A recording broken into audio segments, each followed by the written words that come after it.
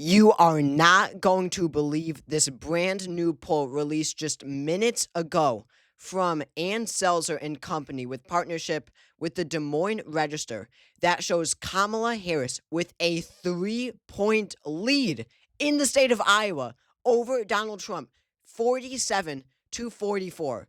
This is by far the best poll Democrats have received in an election in years. Why do I say that? This pollster, the Des Moines Register, has gotten it spot on election after election after election. For reference, they said Trump would win the state of Iowa by 7 points in 2020. They ended up winning it. Trump ended up winning it by 8 points. When you look, every other pollster said it was a toss-up race. Biden +1, Trump +2. Trump +1. As you can see, the average was Trump +2. But the only poll that got it anywhere near the actual result of 8 points was the Des Moines Register, which said it was a +7 margin for Trump. But this time around, think about this. Trump won the state by 8.5 points in the last election. 8 points. In this brand new poll, Harris is ahead. As you can see here, in their official, release of the poll, Harris is ahead by 3, 47 to 44, from +8 in 2020 to +3 in 2024. That is an 11-point trend towards Kamala Harris, towards the Democratic Party in this election compared to 2020. I cannot imagine Ann Selzer, the actual polling firm that conducts these polls for the Des Moines Register, to suddenly be off this election. They get it spot on general election after general election. They get it spot on Iowa caucus after Iowa caucus. So for them to suddenly be, people were expecting it to be Trump +8, Trump +9, this poll. So to see them, off 11, 12, 13 points from people's predictions, that is truly stunning. And I think it's closer to this 3-point lead for Kamala Harris than is to it actually being a reasonable result like we thought. But anyway, the bigger picture, Harris is ahead in Iowa. That's an 11-point shift towards the towards the left, towards the Democratic Party. So let's map this out. What would an 11-point shift towards Kamala Harris this election look like? Can you imagine? Joe Biden won the election in 2020. This is the 2020 election map. So what if every state, like Iowa, became 11 points more Democratic? Can you imagine? Well, first of all, of course, Iowa would be lean Democrat. Of course, every state that Biden won by a safe margin would become safe. All of these states would become safe. Or would stay safe, I should say. Illinois would stay safe. Colorado, for the first time in decades, would become a safe state for the Democratic Party. But these shouldn't even be the states that we should be talking about. I mean, these once pretty close states, New Mexico, Biden +10, Virginia, Biden +10, they would be well within 20+% margins for Kamala Harris. New Mexico, Virginia, Minnesota would be safe. New Hampshire, Maine, all of them, they would become safe. We don't even need to talk about them. Not only that, states that Biden won by excruciatingly close margins, Georgia, Wisconsin, Arizona, they would automatically become 12-point margins for Kamala Harris. Absolutely insane to think about. Wisconsin would be a likely margin. Georgia would be likely. Arizona would be likely. You would have, Nevada, Michigan, Pennsylvania on the verge of being safe for Kamala Harris. Safe margin characterizations. You would have Trump states easily flip to Kamala Harris. Easily, no question. North Carolina would become likely. And then you start to really think about it, and Florida flips blue. Texas, the holy grail of close electoral votes, would flip blue. Guys, this is an electoral blowout. This election won't be close. It's an 11-point margin in North Carolina. A 10-point margin in Florida, 10 points. Texas would be a 7-point margin. Still, it's not even close. It's a likely margin victory. Ohio would be lean as Iowa. They had the same margin in 2020 as Iowa. You would have the state of Alaska become Democrat +1. Harris +1. It was 10 points in 2020.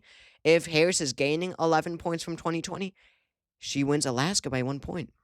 So then you've got the remaining states, all of which are extremely narrow Republican victories, or not extremely narrow in all of them, but in most of them, like in South Carolina, extremely small Republican wins.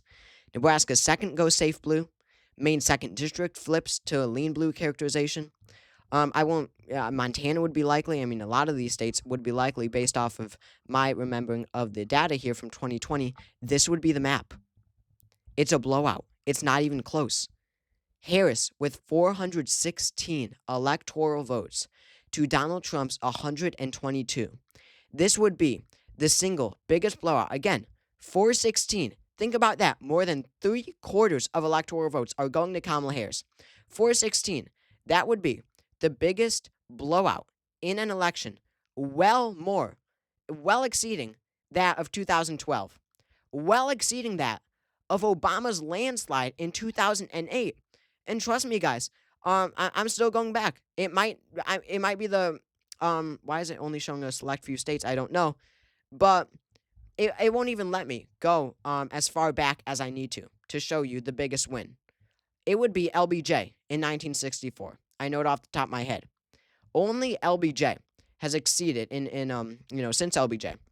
That would be the last time any Democrat has exceeded 416 electoral votes, which, according to Ann Selzer's Iowa poll, right from their website, 47 to 44, that's what it would indicate, a 12-point shift nationwide, at least in the state of Iowa, but probably that or more nationwide.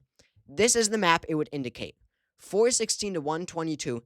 It's an electoral landslide.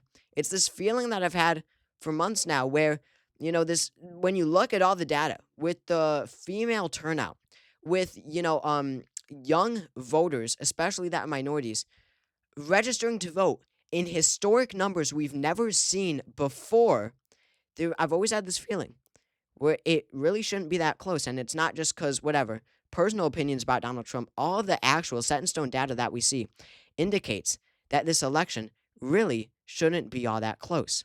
Now, this is my forecast. I, of course, always kept it very reasonable, but it's very more bullish on Harris's chances than, the vast majority, basically every other forecast you see. So, in a way, I'm being vindicated, but even still, I'm way off. Even still, I had Harris winning only 303 electoral votes.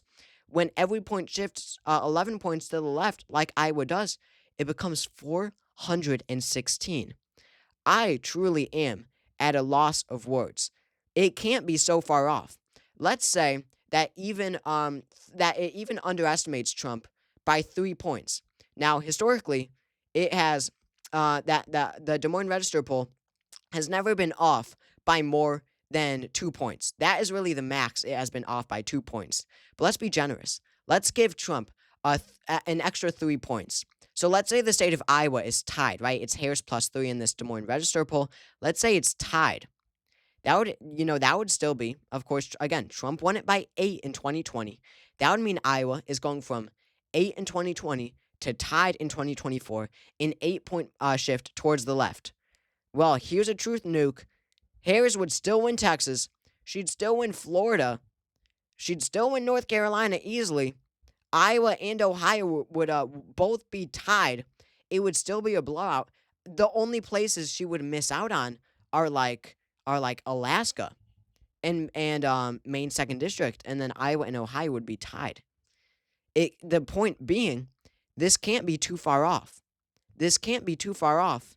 Harris will win in a landslide. Even if you're extremely generous and you give Trump an extra 3 percentage points, saying he's being underestimated by 3, that is an extreme stretch looking at the record this pollster has, the Des Moines Register has. They have had an excellent track record throughout their existence as a pollster. They get it spot on every single time. So to see a Democrat leading in Iowa, the initial thought was, oh, this will be like 2008 in terms of Obama's margin. But no, it's much more. This is a clear rejection of Donald Trump by the state of Iowa. I can only imagine what it means, across the nation. because Iowa is a white rural state where the progressive coded person Kamala Harris is, I thought really wouldn't do that well, right? In a white rural state. So you can just imagine what the result would be in more Democratic friendly areas, like states that we thought were the real swing states, like Wisconsin, Michigan, Pennsylvania, Georgia, Arizona, Nevada. Clearly, they are not. The real swing states in this election, for what it's worth, are deeply Republican states: Iowa, Ohio, Texas, Florida, Alaska. These are the real swing states, while apparently Harris has locked down Wisconsin, Michigan, Pennsylvania, North Carolina, Georgia, Arizona, and Nevada. And what else does it say? All this polling that you've seen, as I've been saying now for months, is complete garbage. Trump leading by 1.5 is complete garbage. Across the nation, these battleground states, the polls are complete garbage. And what it shows is that pollsters are terrified, and they have brought, avoiding Donald Trump's support as they did in 2016 and 2020. They have brought that to an extreme where they are clearly, intentionally, changing their numbers, not changing, but getting their numbers to be favorable for Donald Trump because they don't want to get it wrong in 2016 and 2020, and for a good reason. For a good reason they are doing that. But they have brought that to a major, major extreme. And the thing is about the Des Moines Register and Ann Selzer, well, Ann Selzer specifically, Ann Selzer, this legendary pollster, I just watched a video about her today. She says that she does not let anything else affect how she polls. She does not care about the national environment or what the expected turnout will be or where people will be turning out. She polls the state as she has always done. And she gets it spot on every time. While these other pollsters who adapt to the environment and they're just in it for the money, trying to, get people to sponsor their polls so that they could stay in business, they desperately want to get it right. And they change their strategy election after election so that they can, try to get the result spot on, at least every time. That is clearly an ineffective strategy. And the pollster that gets it spot on, these are the ones we have to trust. Guys, I could not believe, concluding this video, when I saw this, I was live streaming it, and I could not believe this poll drop. I could not believe that Harris had a lead of 3 points in the state of Iowa. I simply could not. I'm still at a loss for words. My final prediction will come out tomorrow. I have to process this throughout the night. But going into Election Day, this should be a complete blowout. It probably won't be close. Harris could be called the election winner on election night. This will not be a close election. I'm not saying this is the map. I probably still think Trump takes Iowa by a tilt margin. I probably still think he wins Ohio by a tilt margin. But you're looking at Texas, you're looking at Florida, 5-point margin in 2020, 3-point margin in 2020. You've got the most accurate pollster in the nation saying that Iowa is shifting 11 points to the right. You can't help but think these huge states, Texas and Florida, are going blue. You honestly cannot. So, again, I'm at a loss for words. I don't know what I'll do for my final prediction. Do I have Texas and Florida blue? It's almost impossible not to point towards that. Again, this is by far the most shocking poll and the greatest poll for the Democratic Party we have seen in years, definitely in this election. So thank you all for watching. If you enjoyed, make sure to subscribe. And, of course, I will see you all next time.